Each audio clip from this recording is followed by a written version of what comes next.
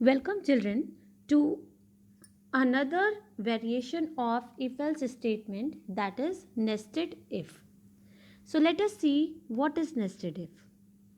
When one if statement is placed inside another if statement, then it is called nested if. Means you have a if statement which is placed inside the body of another if statement. Such an if statement is called nested if. Okay, let us understand it with the help of some forms. Okay, see children, nested if statement can take up one of the following three forms. First is if within if body.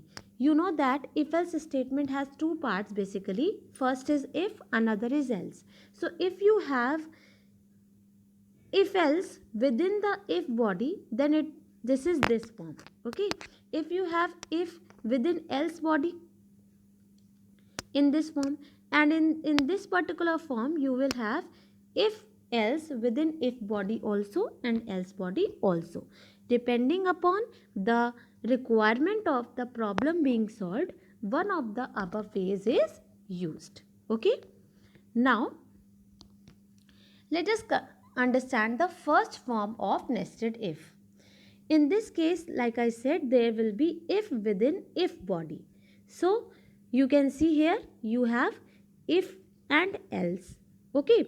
Now if means if this condition is true, what will happen? You will enter inside the body of if.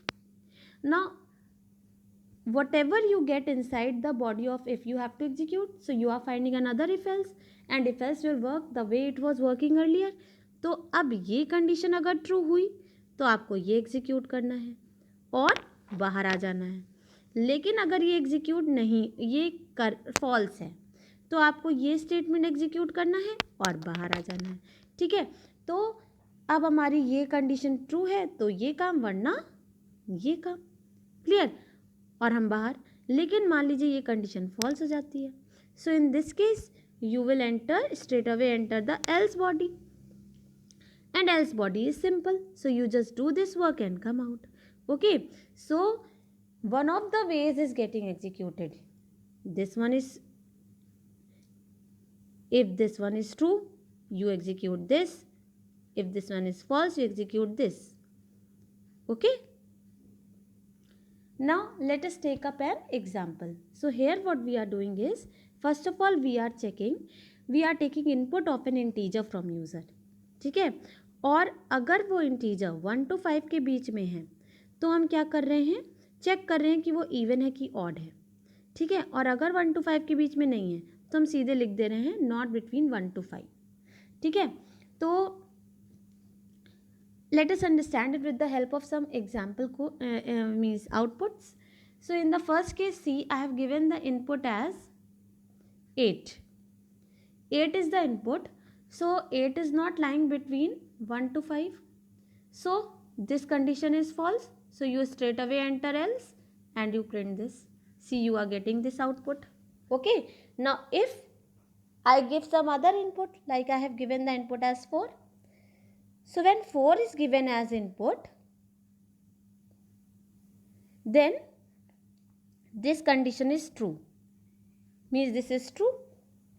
So you will enter body of if. Now here you have to check 4 is divisible by 2 or not. Yes it is. तो आपने ये काम किया और आप सीधे बाहर.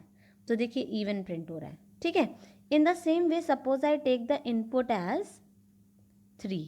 अब मान लीजिए मैंने 3 इनपुट लिया है, तो 3 इनपुट लेने पे क्या होगा, ये कंडीशन तो ट्रू होगी, आप अंदर आ जाएंगे, लेकिन ये कंडीशन फॉल्स हो जाएगी. 3 modulus 2 is not double equal 0. 3 को 2 से डिवाइड करेंगे, मॉडुलस मतलब रिमाइंडर 0 नहीं आएगा, तो हम एल्स पे आएंगे और हम ये वर्क करेंगे. So you will get the output as odd in this case. Clear? Talking about another variation of if, nested if, which is if within else body. So this time you are going to have if else within the body of else block. Okay, and you will have simple if. if body. So here you can see how it will work. If this condition is true, you will do this work and straight away out. But if this condition is false, आप else में आएंगे, और else में आएंगे तो आपको ये work करना है, और ये वर्क करना है तो अगर हमारा ये कंडीशन ट्रू है तो हम ये वर्क करेंगे, अगर फॉल्स है तो ये वर्क करेंगे. ठीक है. तो in what ever be the form of if else, the basic work is same. If की कंडीशन ट्रू तो इफ़ का काम करना है, फॉल्स तो एल्स का काम करना है, लेकिन इसमें थोड़े से वेरिएशंस डाल दिए गए हैं. ठीक है. Now depending upon the requirement of the question only you decide which form of nested if two use. Here is an example. Here what I am doing, I am taking input of an integer from user. User से एक integer का input लिया, और अगर ये integer 0 से बड़ा है तो I am writing positive number. लेकिन if it is not greater than 0, then I am checking whether it is 0 or negative number, क्योंकि अगर कोई नंबर ग्रेटर दैन 0 नहीं है तो इक्वल टू 0 या लेस देन 0 होगा, यानी नेगेटिव होगा. So if x is equal to 0, it will write it is 0, but if it is not equal to 0 then it will write negative number. Obviously positive वो है नहीं, 0 वो है नहीं, तो negative ही होगा. Let us understand with the help of some examples. In the first case I have taken 5. So 5 is greater than 0, yes. तो ये कंडीशन ट्रू हो गई. एल्स में हमें जाना नहीं है, इफ़ का काम करेंगे, पॉजिटिव नंबर और बाहर हो जाएंगे. देखिए पॉजिटिव नंबर आंसर आ रहा है. In the second case I have taken input as 0. 0 input लिया तो ये कंडीशन फॉल्स हो गई. x is not greater than 0, तो आप एल्स में आ गए. एल्स में आए तो x is equal to 0 check किया. You have checked x is equal to 0. ठीक है ना. If x is equal to 0 तो आपने इट इज़ 0 लिखा और सी आउटपुट आपको इट इज़ 0 आया, and then after this you are coming out of if else. ठीक. In the third case what I have done, I have taken input as -12. So this condition is false. X is not greater than 0. Then you come to else part. If में आए x 0 है, नहीं, x क्या है, -12. ठीक. x is -12. So you will, this condition is false, you will come to else and print negative number. You are getting the output as negative number. Clear? Another is if within if body as well as else body. So just like you had if else within if body, if else within else body, you can have the combination also. So here see how it will work. If this is true, you will come to this part. Now if this condition is true, do this work. If it is false, do this work. Okay. Then suppose the condition is false here only. यहीं पे आपकी condition false हो गई. ठीक है. See here the condition is false, so you will come to else straight away. You will execute this work else body. Else में अगर ये कंडीशन ट्रू मिली तो आपने ये वर्क किया, और अगर फॉल्स मिली तो ये वर्क किया. तो आपको इस तरीके से काम करना है. We have one more variation of nested if which is if else within if elif else ladder. अब इसमें क्या होगा, ये बिल्कुल वैसे ही है. आपको मालूम है इफ एलिफ एल्स कैसे काम करता है, you have seen in the last video. So here what will happen, you have if this condition is true, you will enter this and check if this is true, do this one. If this is false, do this one. Okay, and come out. But suppose this condition is false, ये condition false हो गई. ठीक है, तो आप किस में आ जाएंगे, एलिफ में आ जाएंगे. एलिफ में आए और अगर ये कंडीशन ट्रू हो गई तो आप ये वर्क करेंगे. इस वर्क में अगर ये ट्रू हुई तो ये वर्क होगा, फॉल्स हुई तो ये वर्क होगा. ठीक है. Then suppose this condition is also wrong, like this one is wrong, this one is wrong, and then you enter this one, and if you enter this one you have to do this work. If this is true, this work will be done. False, this work will be done. And you will come out. Clear? तो बिल्कुल वही काम हो रहा है, थोड़ा सा बस फॉर्म कॉम्प्लिकेटेड है, but you sometimes have this kind of work to do. Okay, let us understand with the help of a program. So here you can see, write a program to input temperature of a day from user. User से आपको temperature का input लेना है and you have to generate the weather report as per the following criteria. अब criteria पहले ध्यान से समझिए, इससे आपको इंडिकेशन मिलेगी कि हमें कौन सा इफ एल्स का फॉर्म यूज़ करना है. Condition says if the temperature is between 25 to 50, तो यू हैव फर्दर कंडीशन.